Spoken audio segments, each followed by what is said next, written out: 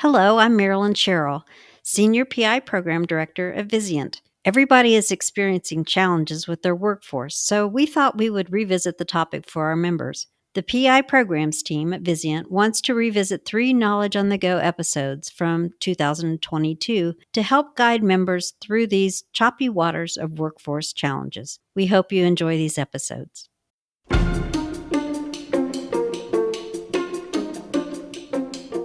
Welcome to Knowledge on the Go, the podcast brought to you by the PI Collaboratives team at Vizient. I'm Lindsay Mayer, Senior Director at Vizient, and your host for this podcast. Today, in Part 3 of a series on workplace violence, we're discussing what happens post-event, specifically what you can do to support staff involved.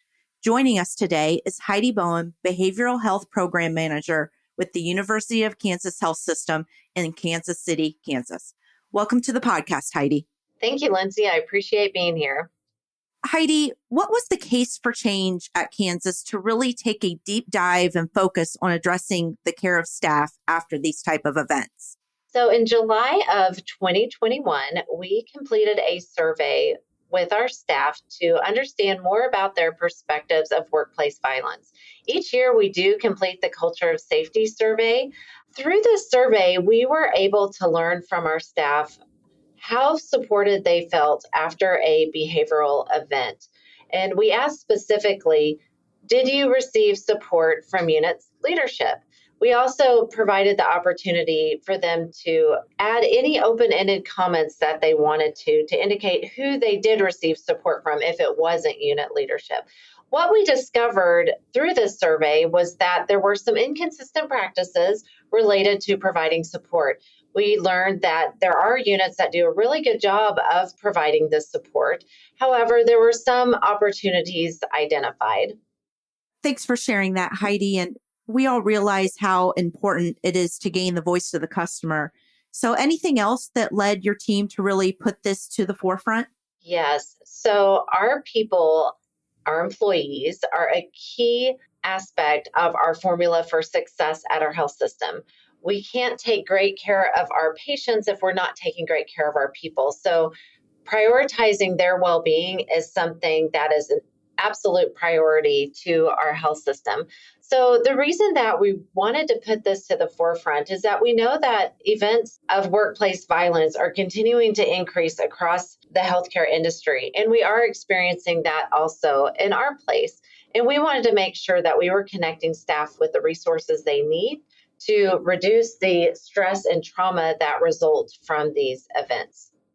So I know that most of us that have worked on this topic know that workplace violence events are grossly underreported, and it's still really difficult to get staff to feel comfortable reporting these type of events.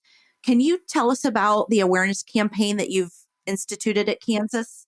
Yes, I am happy to share. So in April of 2021, during Workplace Violence Prevention Month, we had worked closely with our marketing team to have a campaign that focused on workplace violence prevention. So we had an internal facing campaign for employees and an external facing campaign for our patients and our visitors. So the internal facing campaign was You Report, We Support. And essentially what that was conveying to staff was how important it was that they reported episodes of workplace violence. We made sure we defined what workplace violence was, and then we also shared with them how to report. So we did this through signage, but then we also had some videos to show staff how to go in and put an event report in for an episode of workplace violence. And then also made sure that they were aware of the nurse triage line. So if there was an injury, they would also need to report that injury to the nurse triage line. We also implemented the Safe Place for Healing campaign.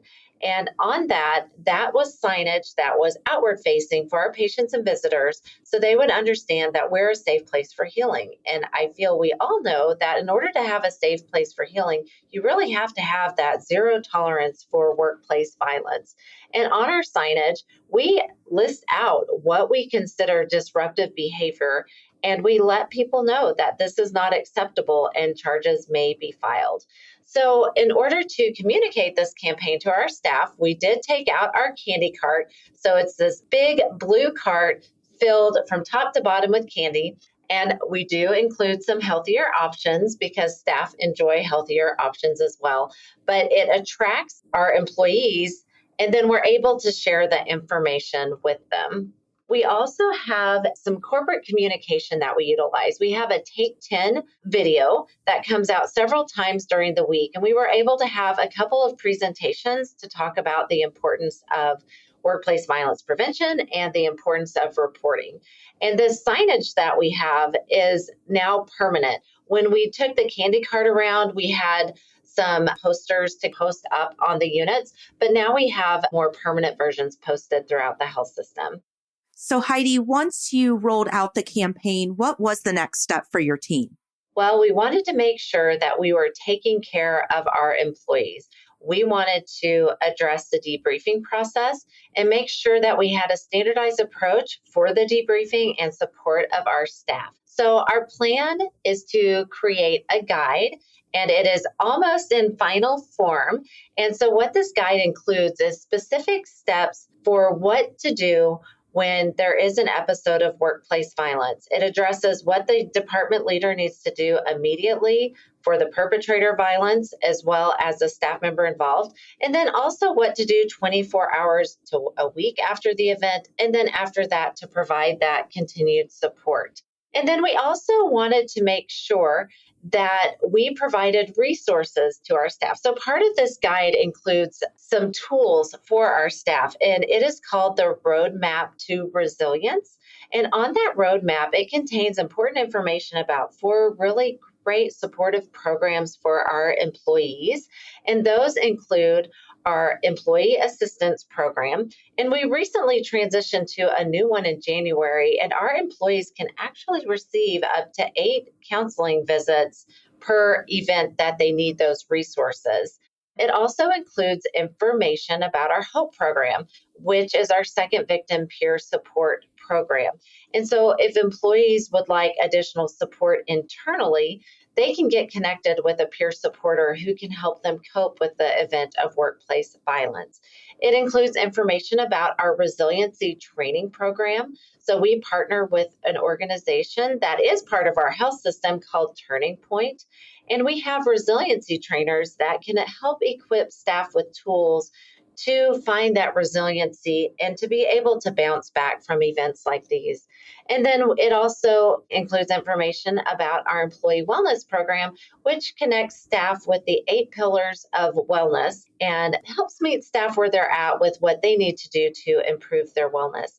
So this debriefing guide also has additional resources. As I mentioned, it provides what to do right away and then what to do ongoing.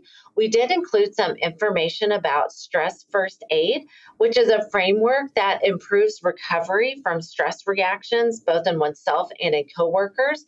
What we really liked about stress first aid is that it's public domain. It was designed for healthcare workers, and the training to learn the tools for stress first aid are only 30 minutes. So we wanted to use that to be able to provide that resource for leaders to be able to help support our staff when they experience workplace violence.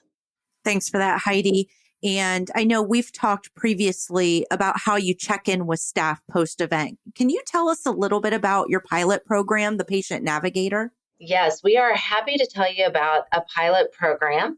We did a 2-week pilot in January for any employee who has experienced any type of employee injury. And the reason we did every injury is we wanted to evaluate the support process in general. During those 2 weeks, we did have 3 employees that had workplace violence injuries that were reported to our nurse triage line. And so what we did, we had Jill Velasquez, who is our leader of our workplace violence prevention committee. She called staff to check in on them to make sure that they were doing okay and to see if they need any resources. If she did have to leave a voicemail, she would follow up with the staff with an email. And 9 times out of 10, staff would call back and they expressed how thankful they were that they were checked on after this type of event. That's great, really providing that additional support to them and check in. Heidi, I know you've had some pretty significant COVID surges over the past couple of years, like many other organizations, and you had to actually pause this work. So where are you at in the process right now, and what's next? We are putting the final edits on our guidebook for leaders. We've actually recently sent it out to department leaders in different areas of the organization to get some insight. Is this helpful? What are we missing? So we are compiling that feedback right now to make those edits. And so we are hoping in the next month, we will have the guidebook completed and sent through our marketing team for approval, and then have it available for managers. This guidebook is going to be a phenomenal resource for leaders, but there's also training that needs to happen. So we are working with our education specialists to put together some training for leaders to actually have opportunities to practice and learn about the stress first aid and to practice the debriefing process. And Heidi, I think we know how important it is to collect data. Talk a little bit about what data you're thinking about collecting to monitor your progress. We plan on resurveying the staff regarding their perspectives of workplace safety and ask the same questions that we asked last year. We also want to evaluate how often are the services utilized through our EAP, through our HOPE team, the resiliency program, and the wellness program. And then we also want to look at turnover. Throughout the literature, you can see that workplace violence can lead to stress, it can lead to burnout, and it can lead to people leaving their organizations. And we know everyone comes across barriers. So can you tell us a little bit about what barriers have you and your team come across so far? So a couple barriers that we have come across, one would be time, but we are overcoming that barrier now, and we're thankful for that. I do think another barrier is really developing that comfort of leaders being able to provide that support, because workplace violence can be very, very traumatic and stressful for the employees that are victims of that. So it's developing that comfort and that skill set and being able to provide that support. But we're hoping to overcome that barrier through appropriate training of our leaders. And finally, Heidi, share what lessons you've learned so far from putting together this process. Well, we know that it is so important to equip leaders with the tools to be able to support their staff. Our staff have said clearly that they need support after these events happen. Everyone does cope with traumatic events in a different way, but we want to make sure that staff have a standardized response and that they know that they're cared about and that they know that there's resources available to them should they need them. Thank you for sharing your work on this important topic, Heidi. We know staff are the most important resource in healthcare, and it's really great to hear about the efforts to support them in these difficult situations. So, Heidi, thank you so much for being here today. I really appreciate taking the time to discuss the importance on this topic. Thank you. Glad I could participate. Thanks again to Heidi Boehm for speaking with us today, and to you for listening. For Vizient's PI Collaboratives team, I'm Lindsay Mayer. Please join us for more knowledge on the go. Subscribe today, like us, or send us your comments at picollaborativesteam@vizientinc.com.